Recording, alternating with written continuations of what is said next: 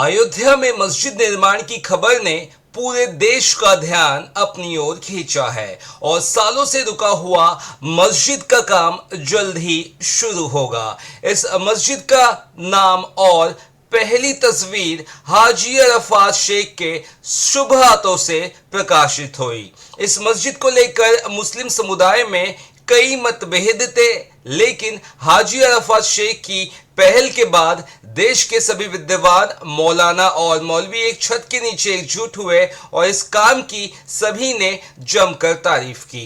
अयोध्या मस्जिद विवाद के दौरान सुप्रीम कोर्ट ने मुस्लिम समुदाय को 5 एकड़ जमीन दी थी, लेकिन आज तक मस्जिद निर्माण के लिए कोई पहल नहीं की गई। इस धार्मिक कार्य में लगातार हो रही राजनीति के कारण अब तक काम शुरू नहीं हो पाया था, लेकिन हाजी अरफात शेख की पहल के बाद इस भव्य मस्जिद का निर्माण कार्य शुरू करने के लिए मुंबई के बांद्रा स्थित रंग शारदा स्थित मुस्लिम उलेमा परिषद में मस्जिद की पहली झलक देश और दुनिया के सामने पेश हुई। अयोध्या के धनीपुर में मस्जिद के निर्माण के लिए पहली ईंट मुंबई शहर से ही ली जाएगी।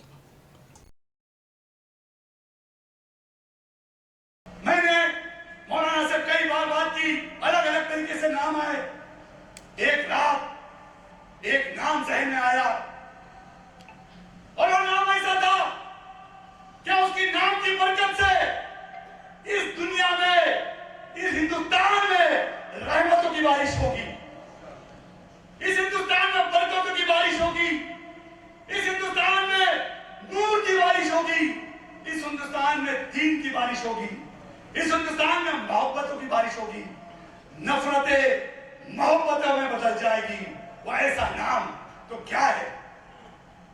तो मैंने उनसे कहा कि उस मस्जिद का नाम ऐसा होना चाहिए जिसका नाम सरवर कायनात नबी पाक सल्लल्लाहु अलैहि वसल्लम के वालिद से जुड़ा होना चाहिए।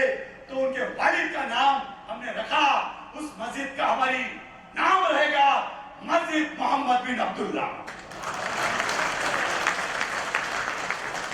अस्सलाम वालेकुम रहमतुल्लाहि व बरकातुहू। दोस्तों, आज हिंदुस्तान के लिए, मुसलमानों के लिए आज बहुत अहम और बहुत बड़ा दिन है।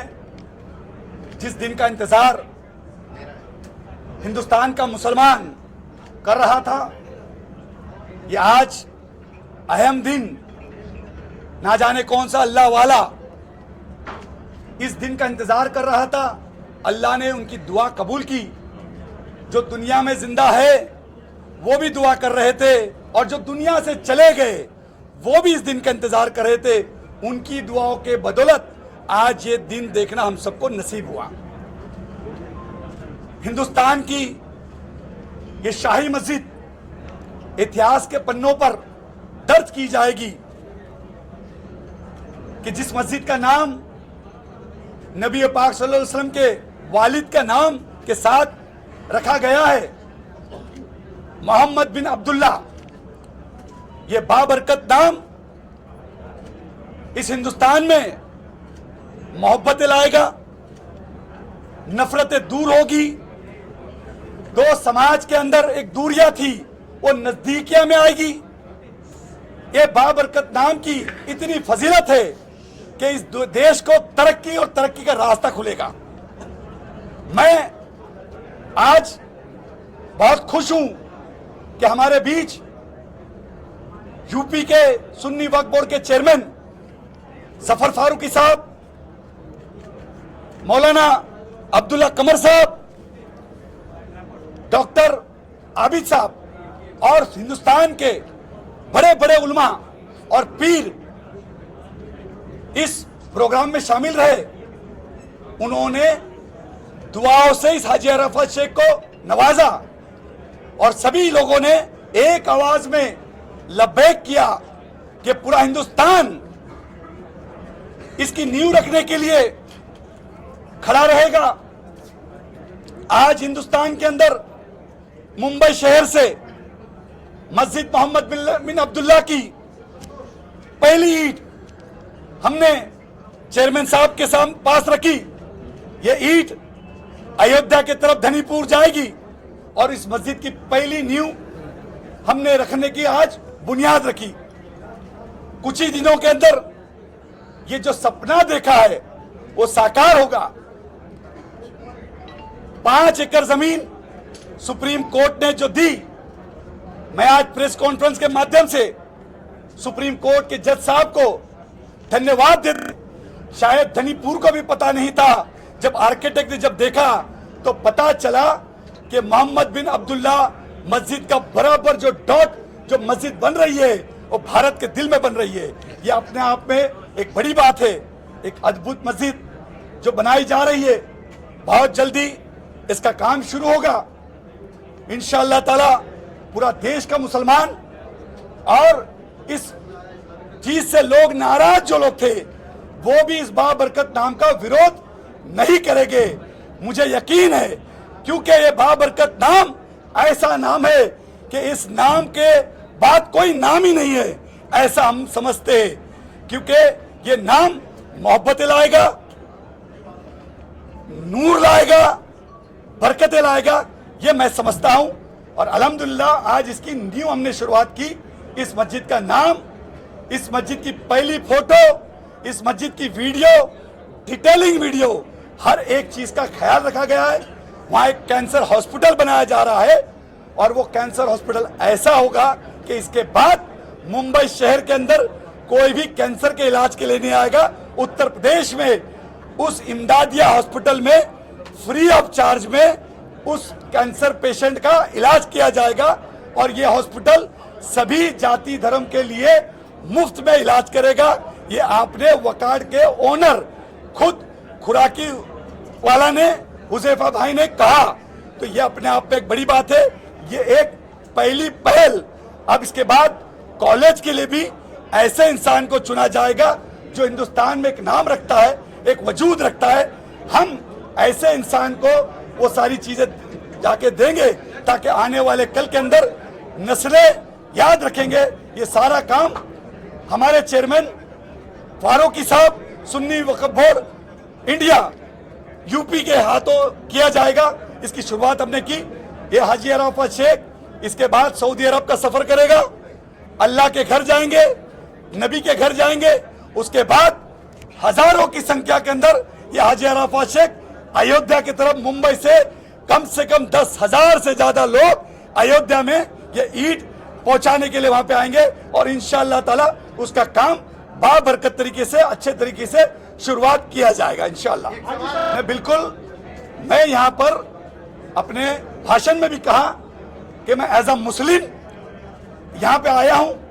पार्टी तो बिल्कुल होती है सबकी अपनी अपनी, हर कोई अपने अपने पार्टी से ताल्लुक रखता है, लेकिन मैं पार्टी का नेता बाद में हूँ, पहले मुसलमान हूँ, और मुसलमान की हैसियत से मैं यहाँ पे आया हूँ। एक सलामती पीर रहमतुल्लाह अलैह का सज्जादा बोलकर यहाँ आया हूँ। जो सरकार से जरूरत लगेगी हम इंशाअल्लाह ताला सरकार को रिक्वेस्ट करके, विनती करके, क्योंकि इतना बड़ा प्रोजेक्ट है, इस प्रोजेक्ट के अंदर हमको सरकार की पैसों की मदद नहीं चाहिए, पर उसके अंदर हॉस्पिटल है, कॉलेज है, गार्डन है, ये सारी चीजें करने के लिए वो जगह छोटी कम पड़ती है।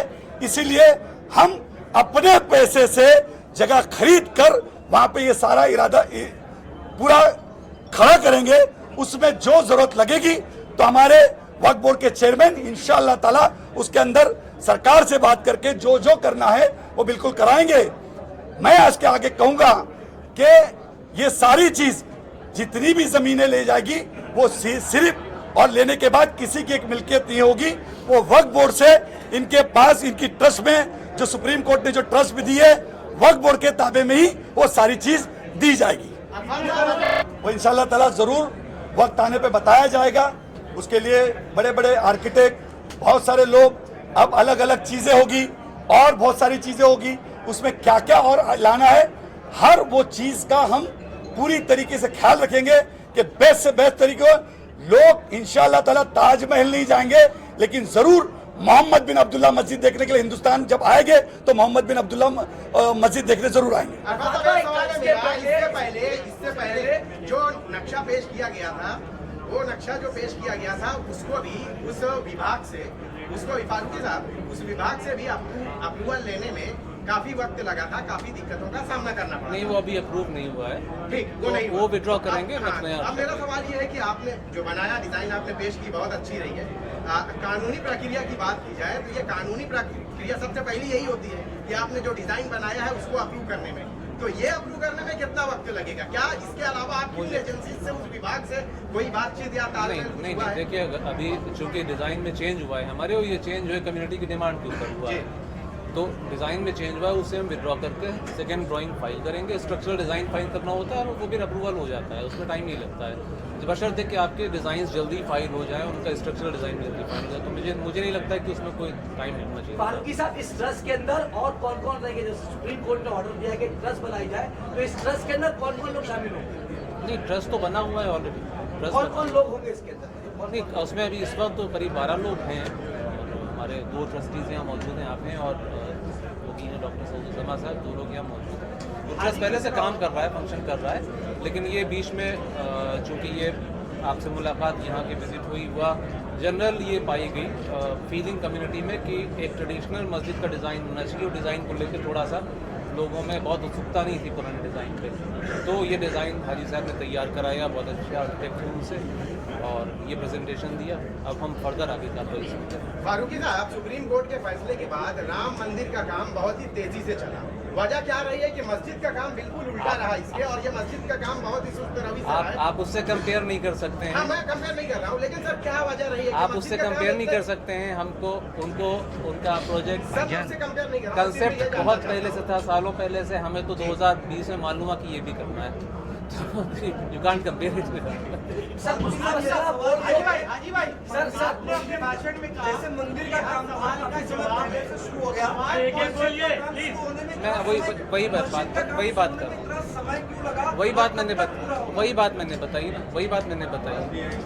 हाजी भाई, मेरा सवाल था, आपने कहा ये हर सवाल का जवाब होगी ये मस्जिद, कौन से सवाल थे जिसको आपको एड्रेस करना था? देखिए, सवाल ये है कि ये मस्जिद अपने आप में एक बात होगी कि हमारी इस्लाम की 5 बुनियाद है, कलमा, नमाज, रोज़ा, ज़कात और हज। इस बुनियाद पे हम मस्जिद को खड़ा रखेंगे, इस बुनियाद पे होगी। और सवाल ये है कि हिंदुस्तान के अंदर ऐतिहासिक होगी कि राजा और महाराजा कंपैरिजन जब करेंगे, फना और बका की बात करते हैं, तो फना वो होते हैं जो राजा होते हैं। अब जैसे कि आप ताजमहल जाएंगे तो वहां पे ताजमहल में एक आपको मजार नजर आएगी जिसके ऊपर आज चिड़िया कौवे लीपते हैं, उसके बाजू में आपको एक दरगाह नजर आएगी सलीम चिश्तिया की, जिसके ऊपर फूल चढ़ाया जाता है, वो बका है।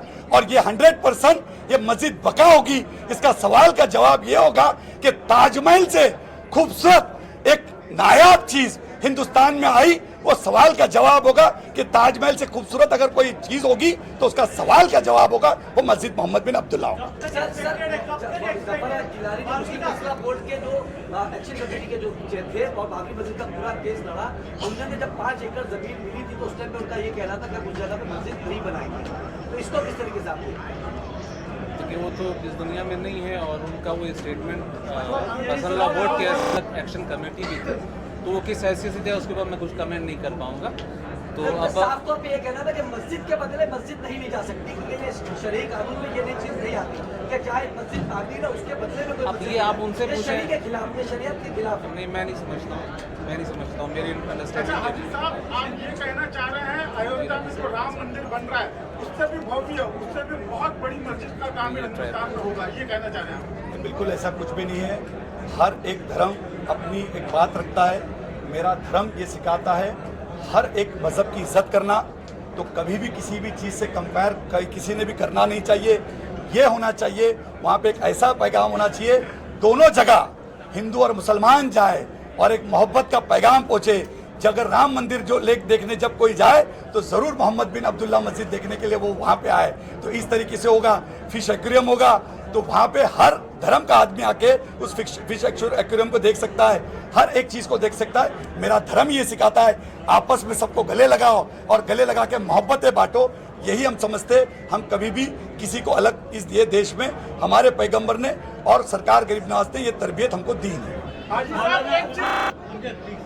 मौलाना अब्दुल्ला कमर साहब यहाँ मौजूद हैं, शरई नुक्ता नज़र से आप इसमें कोई रुकावट तो आपको नजर आती? जरा लाउड थोड़ा सा कहीं नहीं कोई रुकावट। हाजी साहब, दोनों गांव के तरफ से कहीं ना कहीं कुछ लोग ऐसे भी होंगे जो इसका विरोध करना चाहेंगे, ऐसी ताकतों को आप कैसे रोक पाएंगे? मुझे लगता है कि इसमें कोई विरोध नहीं करेगा। ये बाबरकत नाम मोहब्बतें लाएगा। ये बाबरकत नाम 100 करोड़ हिंदू और 25 करोड़ मुसलमानों का आज वो किताब बंद होगी और ये नफरतें मोहब्बत में बदल जाएगी, मुझे ये यकीन है। क्योंकि आपने कहा कि वोकार्ड हॉस्पिटल जो है हिंदुस्तान में 5 हॉस्पिटल चलाता है और सबसे महंगा हॉस्पिटल है, प्राइवेट हॉस्पिटल है। आपने कहा कि अयोध्या के अंदर वोकार्ड का जो है वो हॉस्पिटल बनने जा रहा है, तो उससे आम लोगों को कितना फायदा होगा और क्या वोकार्ड हॉस्पिटल जो है वहाँ पर तामीर होने के बाद फ्री ऑफ कॉस्ट तमाम लोगों का जो है वो इलाज करेगा? इंशाअल्लाह ताला उसका पूरा ख्याल रखेगा कि हॉस्पिटल, मैंने आपको कहा कि वकार्ड हॉस्पिटल में जो कैंसर हॉस्पिटल बनने जा रहा है वो इमदादिया फंड पे बनने जा रहा है। इमदादिया हॉस्पिटल होगा। उस हॉस्पिटल के गेट के अंदर जो घुसेगा उसको 2 रुपये फॉर्म का भी भरना नहीं पड़ेगा। इस तरीके का भी ख्याल रखा जाएगा।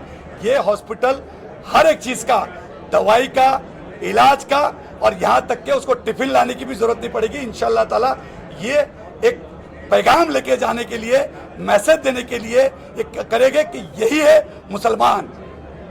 इस तरीके का मोहब्बत का पैगाम पहुंचाता है। दुखियों में गरीबों के साथ खड़े होने का नाम ही मुसलमान।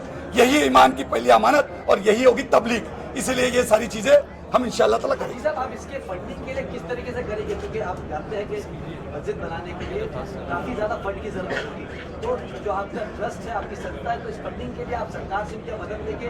क्या सरकार से आपको कोई मदद मिली है या आप लोग खुद प्राइवेट? हम सिर्फ अल्लाह से मदद मांगेंगे और अल्लाह इसके ऊपर मदद करेगा और इंशाअल्लाह ताला दिलों को पलटने वाला अल्लाह है। जैसे कहते फस्कुरूनी अस्कुरकुम, कुरान की आयत है, तू मेरा जिक्र कर तो मैं तेरा जिक्र करूंगा, तू मेरी नाशुक्री न कर मैं तेरी चर्चा करूंगा। इंशाअल्लाह ताला उसकी चिंता आप ना करो। अल्लाह का घर अल्लाह ही बनाएगा। मेरी औकात एक ईंट देने की थी, हाजी अराफात शेख ने आज एक ईंट रखी।